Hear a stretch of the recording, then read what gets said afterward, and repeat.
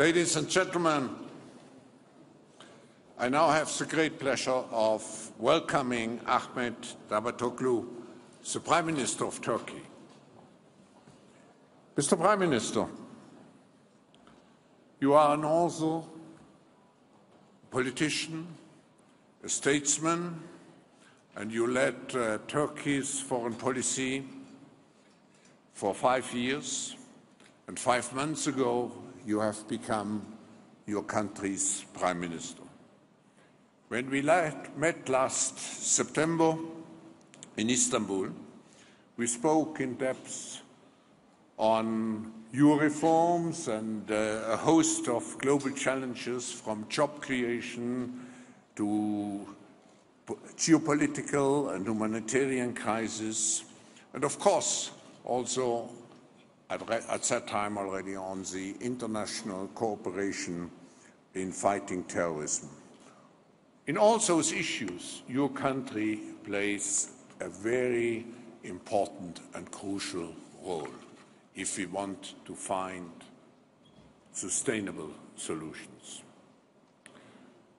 It is for this reason, Mr. Prime Minister, that your presence here is particularly important. But you join us not only in your capacity as Prime Minister of Turkey, but you join us also as the chair of the G20 in 2015. A year in which, as you have stated, the G20 will focus its efforts in ensuring inclusive and robust growth through collective action. Mr. Prime Minister, we are all keen to hear your vision, your objectives for the G20 presidency, your, maybe, if time allows, also to talk about your leadership in the reform process of your country. And your statement will be followed by a discussion with my friend, Professor Victor Halberstadt from Leiden University. So again, a very cordial welcome to you, Mr. Prime Minister.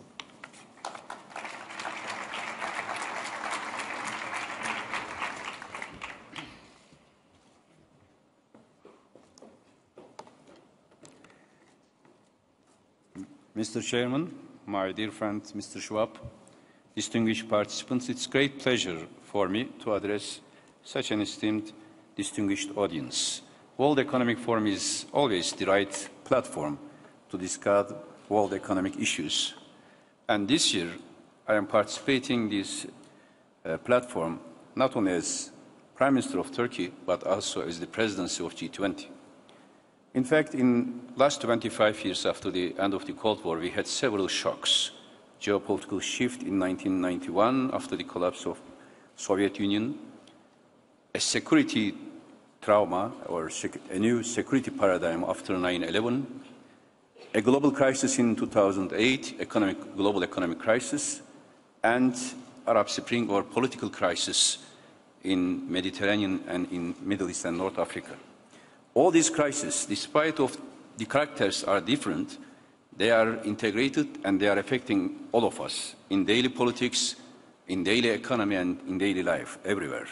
So none of these issues can be excluded from the other one, and no country or group of countries can be isolated from all these processes.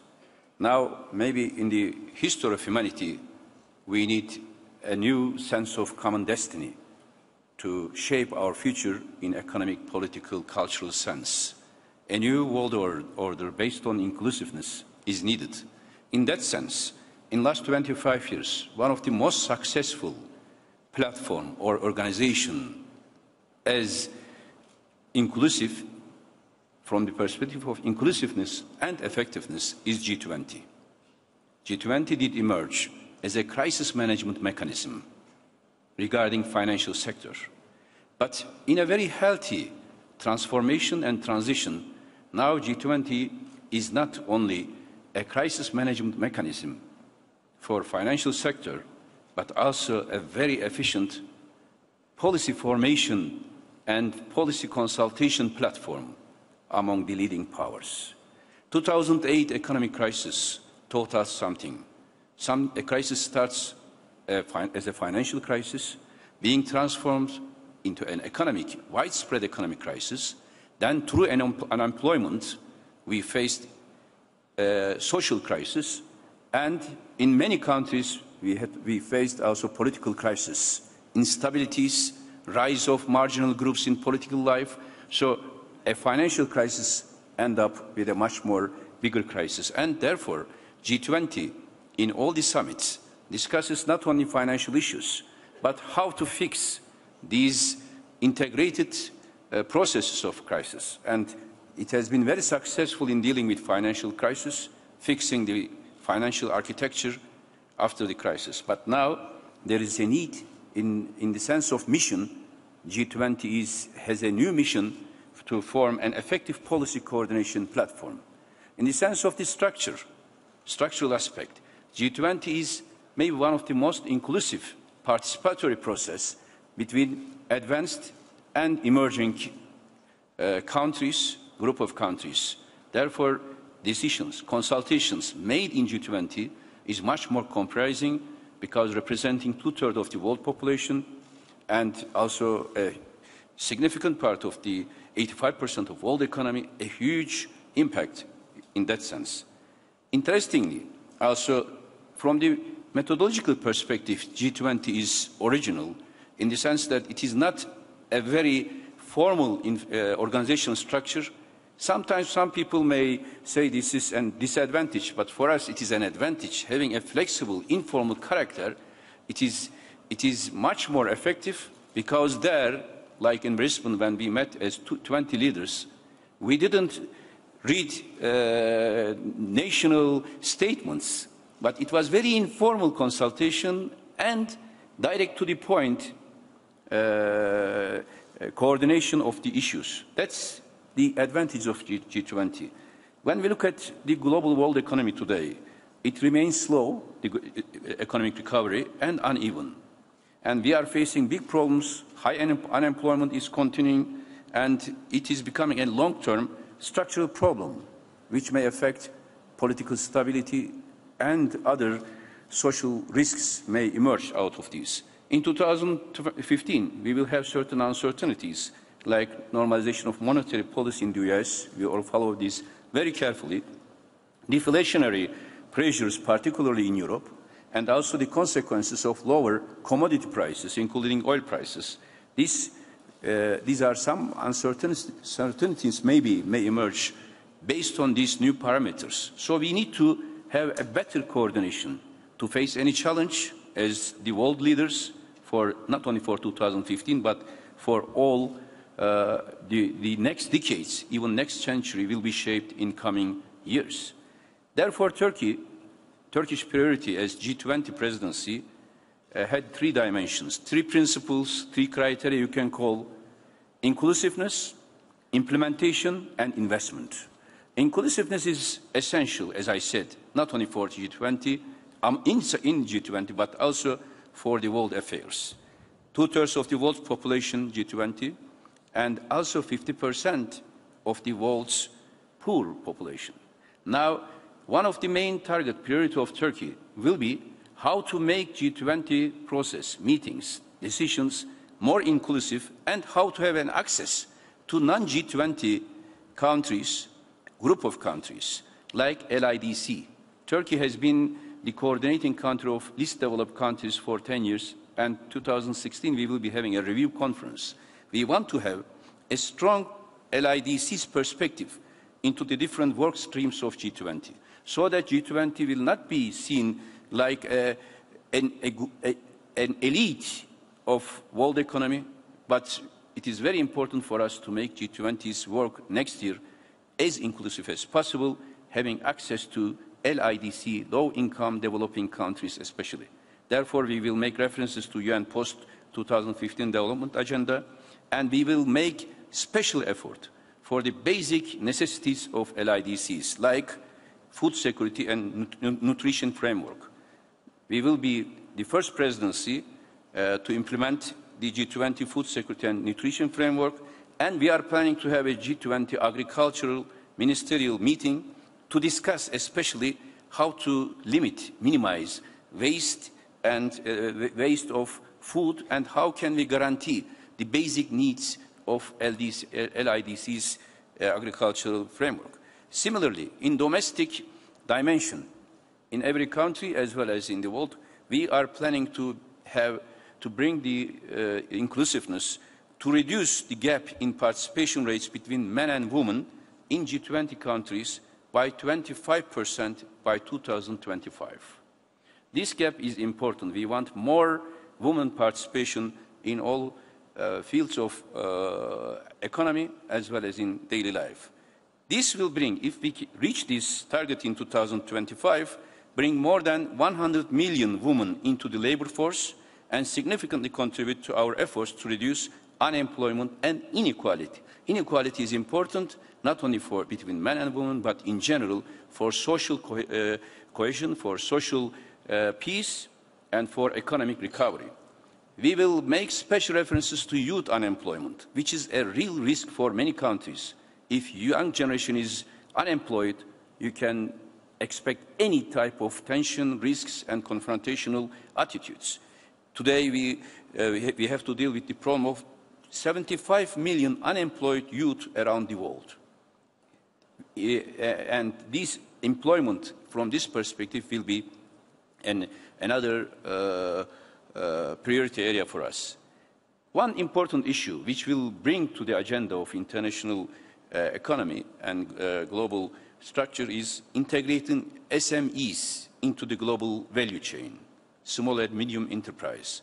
Small and medium enterprise is the best means to control unemployment and to have a much more redistributive, just economic orders, both nationwide and international-wise. Therefore, SME and LIDC will be a subject of Turkish meetings throughout the year.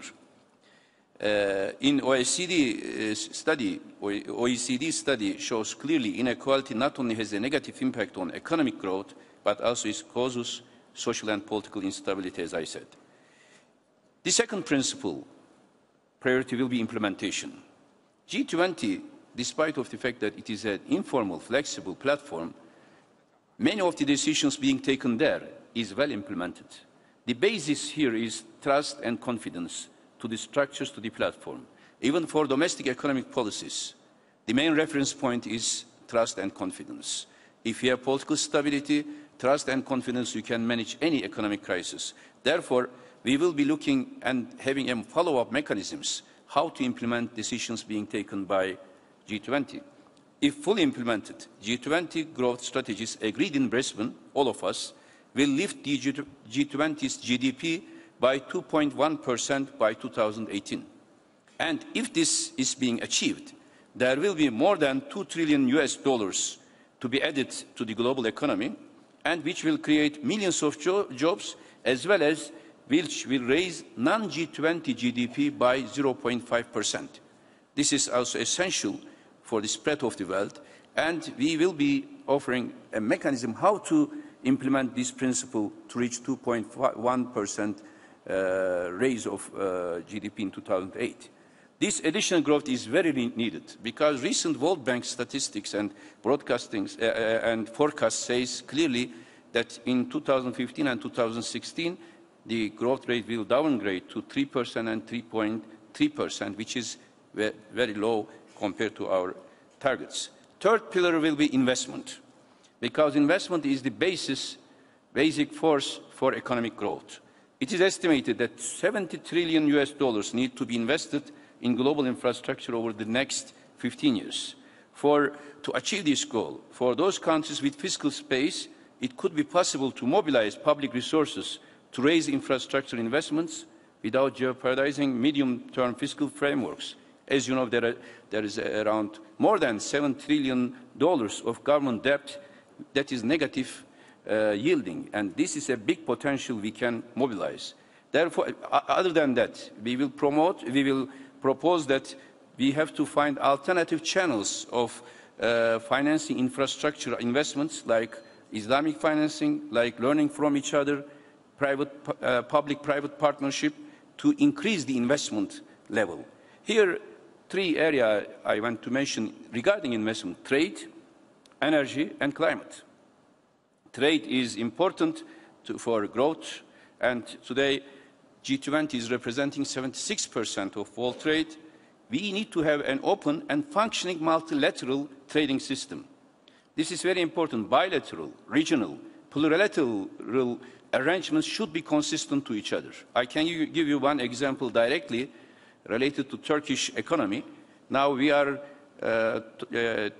negotiating and talking with EU. I was in Brussels last week on TTIP. TTIP, if it is implemented only between EU and US, will be against Turkey-EU custom union agreement. The basis, we have a custom union agreement with EU, but EU wants to sign free trade agreement with third parties as well as transatlantic trade and investment partnership with US, which is contradictory with Turkish custom union agreement between Turkey and EU. This consistency is very important to have an open and functioning multilateral trading system, and WTO in that sense should be strengthened, should be given more mandate to increase trade, global trade. Energy. G20 countries are the basic consumers, producers, transit countries in energy, and therefore energy, what we endorsed in Brisbane, the G20 principles on energy collaboration will be followed. What will be our objective? One is energy access. In order to have more investment in energy and a much better framework of international energy policy, energy access in sub-Saharan Africa, for example, more than 620 million people have no access to electricity in sub-Saharan Africa.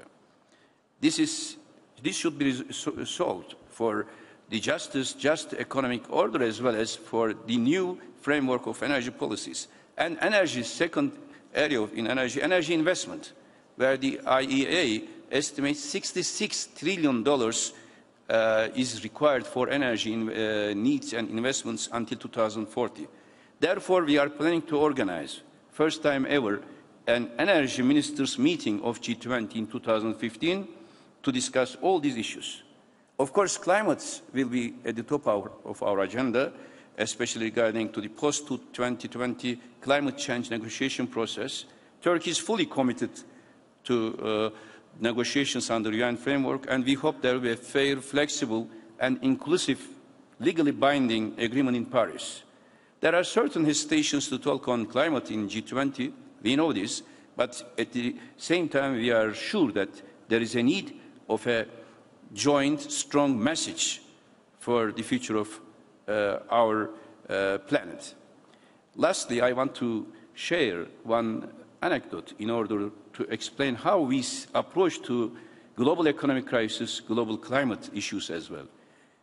A few years ago, 3-4 years ago, I was in a meeting on climate with foreign ministers in UN in New York. There were several statements based on national positions. When it came to me, I tried to change the psychology, the atmosphere in the room, and I said, without reading my national statement, I said to my colleagues that in all other affairs, we can talk and act as ministers of foreign affairs of nation states. But if the agenda is climate, we shouldn't be talking and acting as foreign ministers of nation states, but we should talk and act as home ministers of humanity. Because if there is no ontological existence, there cannot be political or economic existence. Now, this year in G20, after such a global crisis, which affects all of us, I will call all of the leaders of G20, all of us should act as if we are economy ministers of humanity, not just leaders of nation states, but leaders in charge of economy in charge of trade, in charge of climate, of the humanity and of global community. If we have such a sense of responsibility, we can start a new phase and we can make a paradigm shift.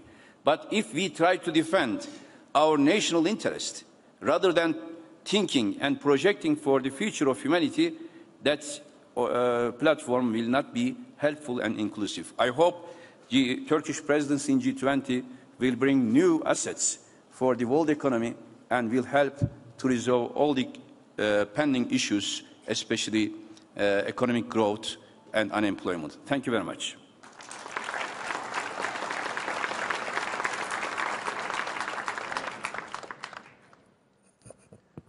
Thank you, Prime Minister.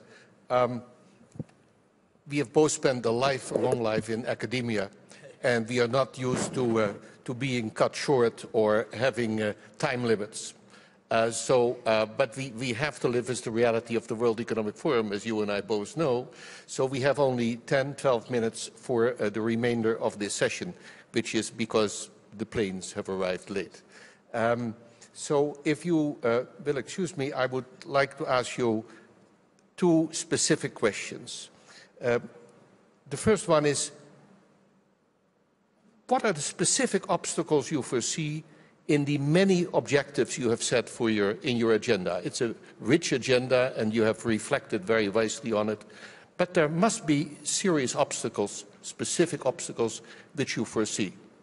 And could you elaborate on an example which will imply something important for all of us? Of course, G20 is an economic platform, but what I see as the main obstacle, I observe this in Brisbane as well, the geopolitical structure and problems at this moment and different views of countries on different crises is affecting a better coordination on economics. Like crisis in Ukraine, President Poroshenko was here just before me. There is such a gap between leading powers which affect the psychology of the atmosphere. Or like Syria, of course, both Ukraine and Syria, they are our neighbors as Turkey. And there are many countries around us which is really fragile, or there are crises in these countries. When you live in such a framework, of course, economics is being affected by political disputes. And the gap between the members of G20 affecting the wise or comprehensive analysis of economic situation. This is one of the main obstacles. General, we are all human beings. When 20 leaders sit around the table or in a room, psychological atmosphere is very important. And if you have so many differences of opinion and many disappointments, like what we have as Turkey, because we have 2 million refugees and there is no international support, or there is no real united position regarding Syrian crisis, which affect us. Similarly, all countries have differences, may have differences, and this is the main obstacle in front of us. We should be acting in a very wise and rational manner.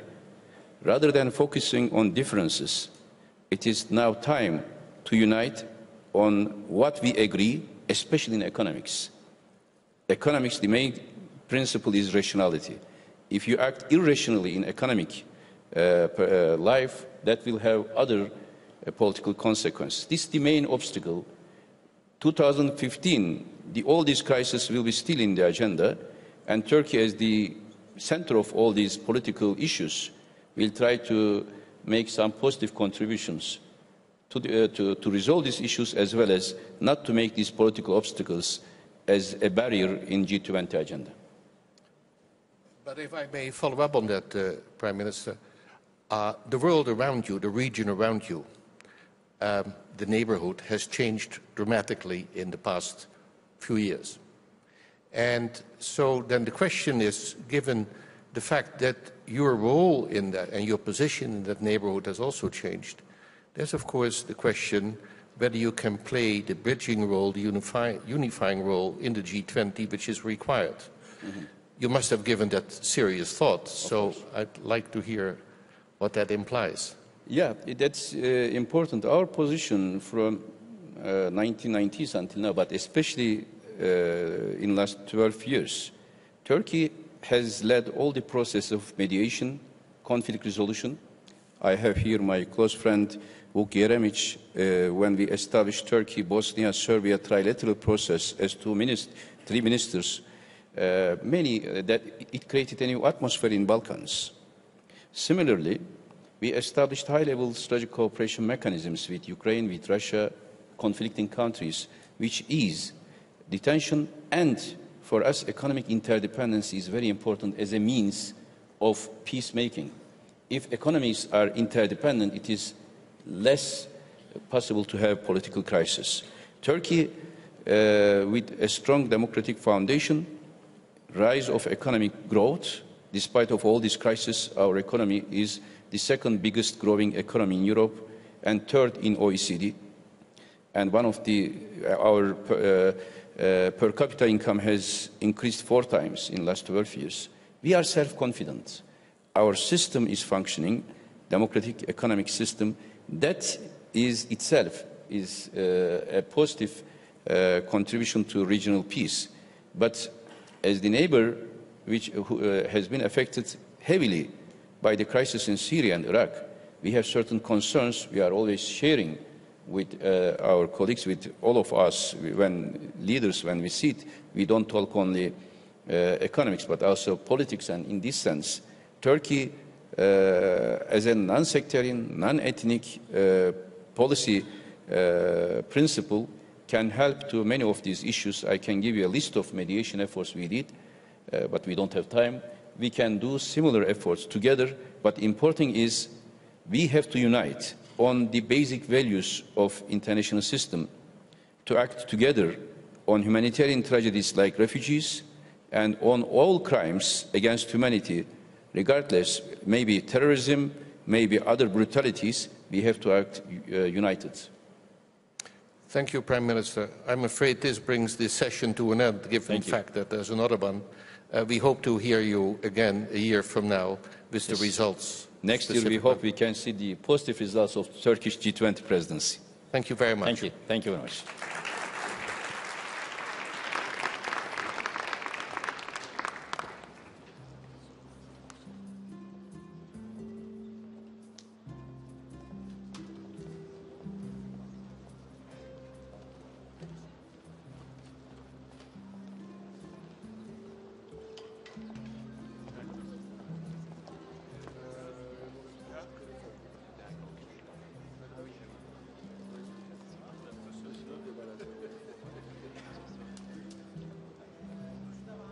Seslendi.